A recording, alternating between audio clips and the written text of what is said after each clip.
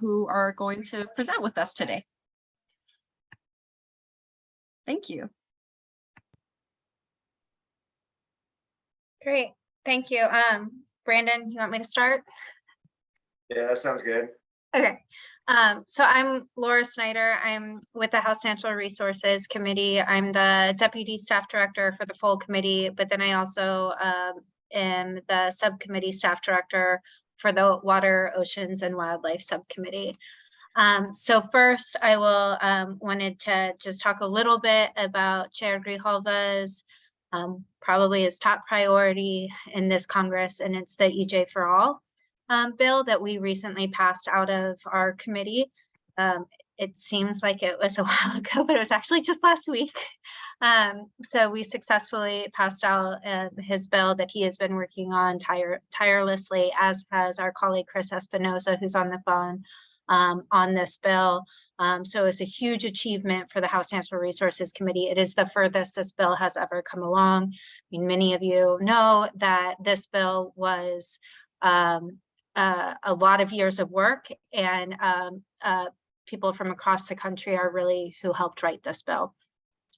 We've received hundreds and hundreds of comments on how to make this bill better, and Chris and his team and Chair Grijalva have worked with the community along the way as he has progressed this bill. So we are very proud of the work that the chair has done and the committee has done and our members did last week to pass this out of the committee, and it was a monumental step. In addition, there were key provisions within the bill, including the civil rights fix, the Sandoval fix, and some strong NEPA changes and other pieces of the bill that actually did pass on the House floor on Friday.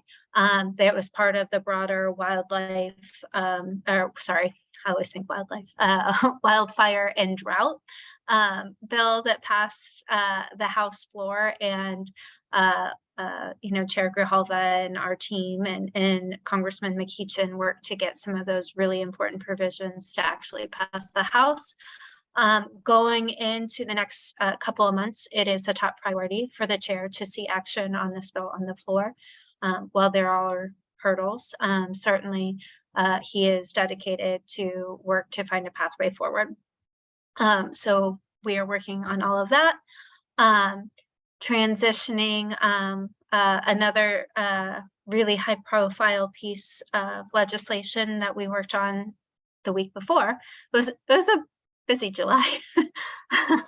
Was we successfully, for the first time ever, passed a bill out of the House Natural Resources Committee that would allow the people of Puerto Rico to determine their future political status, whether to be independent, a freely associated state, or become a state of the United States. Very importantly, one of the options is not status quo, which would continue the colonialism in that relationship that the United States has. So that was monumental. And again, we're trying to find pathway to get it passed on the House floor. But this last month was really amazing. We moved two huge pieces of legislation that are so important that have not had the attention that they deserve. So now moving on to the oceans. And again, I'll go a little bit and then Brandon will go, and then we're happy to take any questions. In terms of oceans, Chair Grijalva has the Ocean-Based Climate Solution Act. So many of you, I'm sure, on this phone know, because you've been working in the ocean space, you know, for a long time. When we talk about climate change, the focus, the oceans were ignored or only talked about of their warming or sea level rise.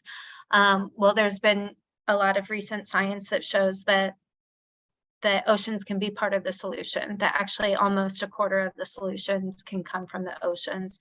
So Chair Grijalva wrote the first comprehensive ocean-based climate solutions bill.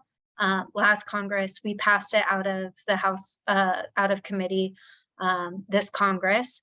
And I think a lot of the work that he's done in this space has, it's gotten serious momentum. You know, President Biden is working on policies around ocean-based climate. There's different provisions from it that were included in what was Build Back Better, but it's now the IRA, the Inflation Reduction Act. But we did pass that out of committee. The bipartisan infrastructure law included key ocean coastal programs, including coastal restoration money. So that's already been signed into law, and NOAA is currently, putting out for grants and for funding for communities to be able to do coastal restoration, habitat restoration. The reconciliation bill that we hope we will be getting any day now, while it has some problematic provisions relating to offshore drilling, it does have $2.6 billion for coastal restoration, which is absolutely, critical. And so, we're excited about that piece of it. And then we also, House Natural Resources Committee, when the House passed the Competes bill, which was the competitiveness bill, House Natural Resources Committee had a title with a lot of oceans provisions included in it, including the Shark Fin Sales Elimination Act, legislation pertaining to banning drift gillnet fisheries that are pretty damaging to marine mammals, coral reef conservation legislation, legislation to combat illegal fishing and slave labor within the seafood supply chain. The United States is the biggest importer of seafood, and alarmingly, a lot of the seafood coming into the United States is illegally caught or comes from slave labor. So it would be legislation to help crack down on that. And language pertaining to coastal science, coastal data, you name it, ocean acidification. Unfortunately, the bill that the Senate passed, the CHIPS bill, it did not include the ocean provisions in it, even though we had reached an agreement with Senator Wicker and Senator Cantwell. So we are continuing to see if there's a pathway forward for that ocean package that would be, quite frankly, some of the strongest ocean legislation that it would have passed in decades. So it's a really strong package. So we're still trying to figure out a way forward for that. And then lastly, there's a little bit of overlap with some of the oceans coastal stuff, but in the wildlife space, we passed on the House floor the Recovering America's Wildlife Act. As we talk about the climate crisis, we also need to acknowledge the biodiversity crisis. And so this bill is massive. It guarantees $1.3 billion each year to states to help recover wildlife.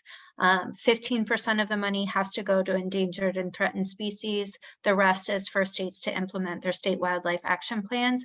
There's a separate section 2 that it's almost 100 million guaranteed for tribes to implement their wildlife plans. This is not discretionary money, it's mandatory. So it's guaranteed money to the states. It would be a huge, huge investment. It passed the House, and we are currently working, and so obviously there's endangered and threatened species along the coast. So there's a lot of stuff that would be good for coastal restoration, and also land in Brandon space. So this has the possibility of getting a lot of money on the ground. The Senate, Schumer seems, optimistic that they can find a pay for it. It has Republicans on the bill. So that will be another thing that we'll be focusing on in these last couple of months until we enter, the 118th Congress. So those are some of the things in my space that we are working on. I'll hand it over. We've been busy, and thank you all for your help. I know you guys have been huge supporters along the way, and basically everything I just spoke about. And I'll hand it over to Brandon, and then we'll open it up for questions. Yeah, sounds good. Thanks, Laura. And thanks for having us today. My name is Brandon Brigado. I'm the staff director for the subcommittee on national parks, forests, and public lands. I'm currently at home in Silver Spring, Maryland, on Anacostan land. I'm originally from California in the Bay Area, San Francisco. But I've been out here for about 15 years, primarily working on the resources committee for many of those years. And the Parks Public Lands subcommittee, I like to say we're the fun subcommittee because we get to create new national parks and protect lands. Not that there's not plenty of fun going on in the oceans and elsewhere, but I think it's a really kind of powerful and cool thing that that Congress is involved with, and that we as staff and the members get to do. I'd say, Chair Grijalva and committee Democrats, when it comes to parks and public lands, have, I think, 3 goals that we use to try to guide our work. One, I think conservation writ large of public lands and conservation as a climate tool and a climate solution, a lot like what Laura talked about as oceans as a climate solution. Public lands and the conservation of public lands are also an important climate solution. Number 2, I think we try to promote access to public lands for all Americans. And then number 3, we try to ensure that, public lands and national parks represent all Americans, right? The public lands and national parks are the places where we protect our history and we tell stories. And it's important that those stories are inclusive and representative of everyone's experience. So I'd say those are kind of the 3 overarching tenets that we use to guide our work. And I think we've been very successful this Congress, and since we've taken over the majority in the House. First and foremost, one of the first things that we did this Congress, so it felt like forever ago, but it was, last February, we passed the Protecting America's Wilderness Act, which includes conservation bills in several states, including California, Colorado, Washington, and Arizona, of course, as it includes Chair Grijalva's Grand Canyon Protection Act. We were also able to include the Outdoors for All Act as an amendment to that bill when it passed the House. So that's a bill from Rep. Barragan that would codify and create a permanent program to support the creation of urban parks and access to green space in park-poor communities throughout the country. That bill was also, or at least a version of that bill was also included in the EJ for All Act, which we passed out or reported out of the committee last week. So we're hoping to it's passed the House a couple times. We reported out of the committee, and I think we're hoping to get it across the finish line so that we can make that program codified and permanent. On the climate change and resiliency front, we've also been very successful in the IIJA, the bipartisan infrastructure law.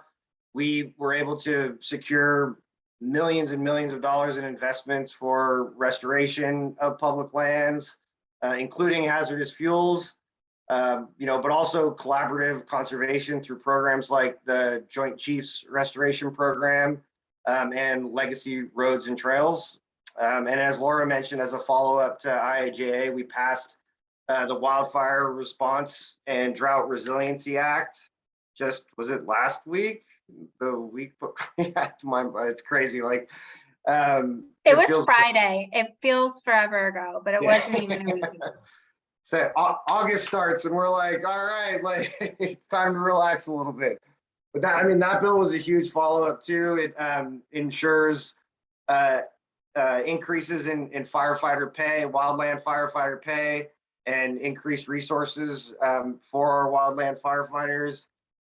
Also, more investment in priority restoration, resources for collaborative capacity on landscapes throughout the country, establishment of a prescribed fire training center. And I think one thing that, maybe folks might not have noticed, it also includes codification of the national roadless rule. And so passing that out of the House is a huge conservation victory and a big step that you know, we and our members are very proud about. So I think, you know, that's some of those, and then I guess in the IRA, so which is coming up in the fall, some of the pieces that we had in Build Back Better did fall out, but we were able to retain $500 million for resilience and habitat restoration at parks and public lands. So National Park Service and BLM administered lands.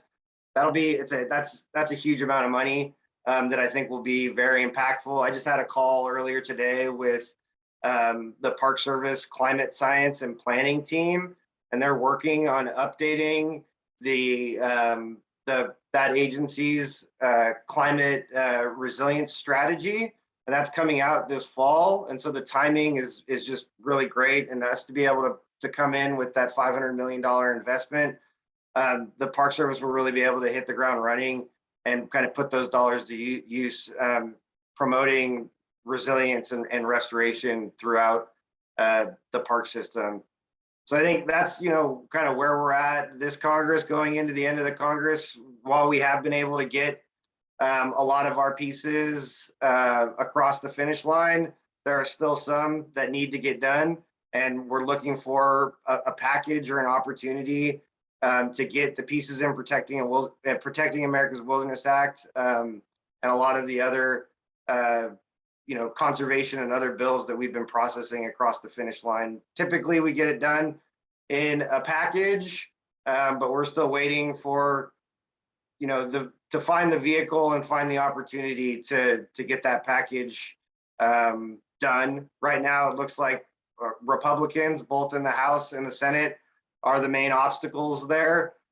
They've been pretty clear and consistent that they will not support another acre of wilderness or another acre of mineral withdrawal, which is something that, you know, our members and we completely disagree with. But that has been their position throughout this Congress. So they are right now the main obstacle to us getting things like the Grand Canyon Protection Act done, getting things like the San Gabriel Mountains National Recreation Area done, getting things like Outdoors for All done. But those are, you know, kind of remain our top priorities and our hope for the end of this Congress.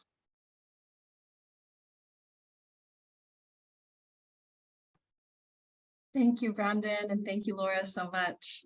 So much good in there to reflect on. And I honestly learned a lot about things that were added to the bills that I didn't realize were making such a huge difference. Like that road list thing, it's huge. Thank you. Everybody participating in the crowd, this time is for you. Do you have any questions or comments to share with Brandon or Chris or Laura, or perhaps anything that they can pass along to members and their fellow staff?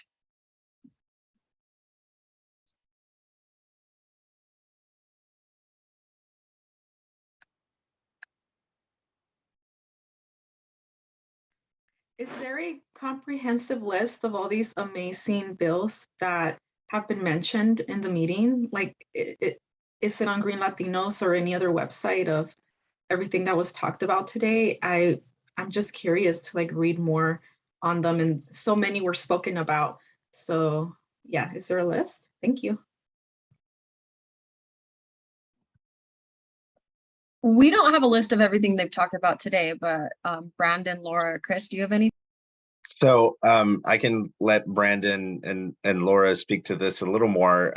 I will say that the best place to find the details about all of the legislation that Brandon and Laura spoke to are through our press releases, which are available on the committee's website. That's not the easiest way to do it because it does take searching for specific legislation and finding the right press release, which can be cumbersome. But I know that we are working as we get closer to the end of Congress on sort of a wrap up.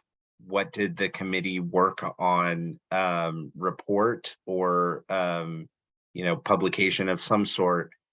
So once that's ready, which will probably be in October window, we'll have that available as well. Yeah, so I'll tell you, it is kind of difficult, like for just stuff in the oceans and wildlife space. I think I have about 300 bills referred to me, and Brandon always has probably 400 bills. So like, I'm even thinking, oh, we just did this great bill about sea turtle rescue. Or there's a bill about right whales, there's a bill, and we've taken action on a number of these bills. So it is hard to keep track, but there is so much good stuff that we have been doing under the leadership of Chair Grijalva. So you should sign up for our press releases or our listservs to just learn more about what is going on. Because we are always a very active committee. So we are trying to take advantage of the time we have.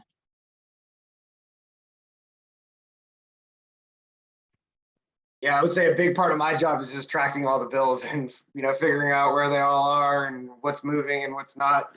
I did put a link to resources for Protecting America's Wilderness Act and the wildfire bill that we passed out of the House last week. Those are both pretty comprehensive sort of repositories of information about both of those bills. Elena? Thank you so much, you guys. So as a newcomer to this sphere, I was wondering if you could talk a little bit briefly about what the road list, what that is and why it's significant. And then generally, I'm interested in the longevity of these bills. What happens when if and when a new administration is in place? Do they automatically stay? Can they be overturned? I'm a real beginner in this sphere, so forgive my ignorance and thank you for any answers. Yeah, no, absolutely. I'd say roadless is probably a good example to answer both of those questions. So part of the reason why we work on legislation and try to get, Congress to speak is because of the durability, right? So once we pass a law, it is the executive branch has to follow that law, right? And so a new administration can't come in and do and not heed to it. Of course, they can come in perhaps and do a different interpretation or try to, but passing a law is durable and will have long, if not permanent staying power. In the case of the roadless rule, so the national roadless rule was promulgated by the Forest Service during the Clinton administration, and it protected all of the area. This is specific to the national forest system, and it protected all of the area that was considered, backcountry and without roads. And so it's sort of a notch below wilderness, right? It doesn't have the exact same restrictions as wilderness, but by and large, it's protected. New roads can't be built, new developments can't go in, but that rule has been implemented differently and not quite overturned, but weakened by various administrations.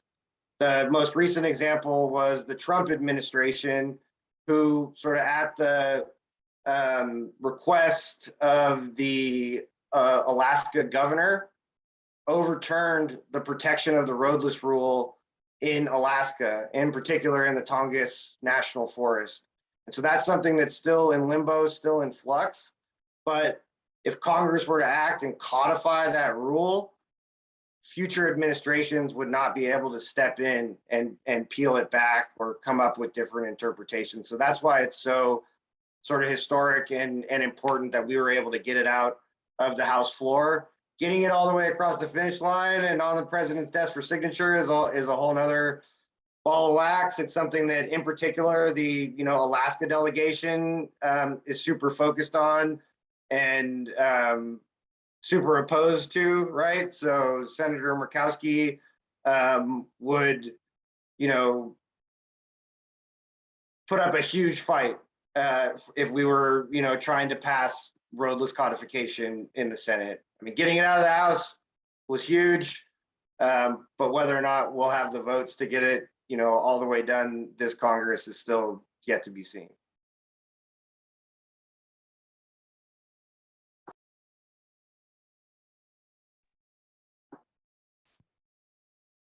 Thank you. And if I may ask one more question, I know that y'all, speaking of how you said you're very action and busy group, did a road tour as you were creating the Environmental Justice for All Act, getting feedback. You went all over the country to make sure that the bill reflected the needs and desires of communities to be served environmental justice.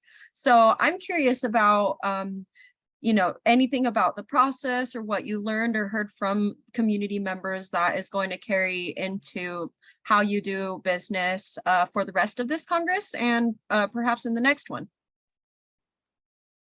Yeah, I guess I would answer that question in several ways. First, we certainly learned a tremendous amount about the policymaking process and how to engage communities at the front end of that process to make sure that, both their concerns and aspirations were reflected in the legislation, and also their priorities were considered throughout the process. It did mean that it took a bit longer. We've been working on the EJ for All Act for several years now, but I think it had tremendous benefits in terms of being able to connect the policy to communities' lived experiences.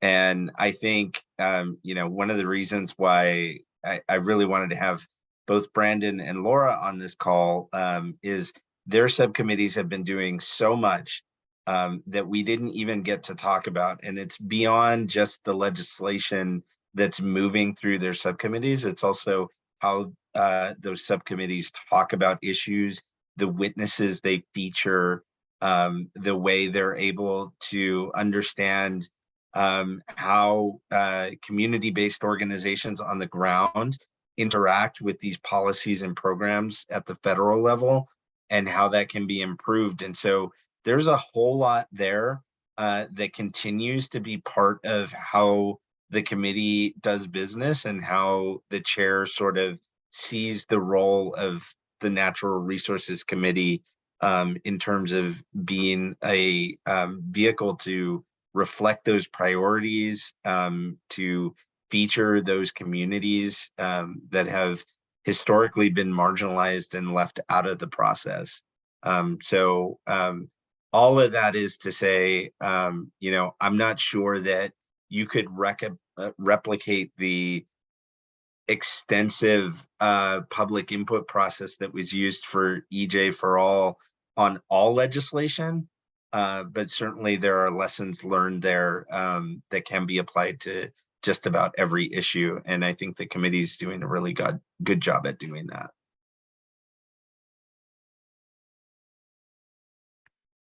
Thank you, Chris. We see it, we recognize it, and we commend you for it and agree, like, yes, absolutely, as much as we can apply it to future bills and policy, that's how we're doing business, and love to see y'all get it done as well. The last question that we'll take, coming from Paulita, given the momentum for eliminating plastic pollution within DOI, is there any new interest in having a hearing for the Reducing Waste in National Parks Act? Yeah, I'm happy to take that. So I think that we would potentially be interested in having a hearing on that. I know that at the sort of beginning of this Congress, we were waiting to see what step the administration would take. And they took a pretty bold step. One, I think that he may even go further. I haven't looked at the HR 5533 in a while. That may even go further than that bill in eliminating all single-use plastic across the department. So I think at this time, I think we still would probably want to give them space to finish their kind of planning process and see where that goes before kind of putting them in the hot seat in front of our typically hostile Republican members. But yeah, I'm happy to have a follow-up conversation with folks at Oceana or anybody else about that bill.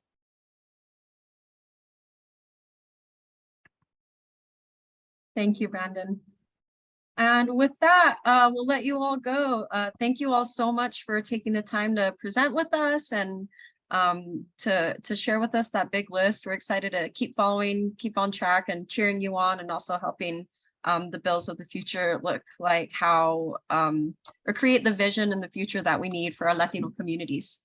Mariana, do you want to introduce the card? Yeah, can you all see it on here? Awesome. Yeah, so just again, big thank you to the Natural Resource Committee for all the work that you're all doing on public lands, on ocean, on environmental justice. We wanted to brighten up the committee members and staff and chairman's day. And so we have sent over a digital thank you card that some of our members and staff have signed, Green Latino staff has signed. So you should have that in your inbox, but I think I can also share the link right now. So Yeah. I will do that. Thank you so much. That's really sweet. Yes, thank you. Appreciate it. Thank you very much. Okay, Thank so you. next, oh, go ahead. So next we're going to go into breakouts. We thought it would be helpful to have some time to actually get to know each other outside of the chat. So what I'm going to do here is open up some rooms. It's going to be really short. We'll have enough time just to answer another check-in question, hear about each other. Please keep in mind that we want to be able to do more substantial breakout, like group think type spaces together. And that's our intention for the next time that we bring everybody together, either like in an Encuentro with guests like this, or just in a separate space for public land and ocean. So with that, let me get these breakout rooms set up.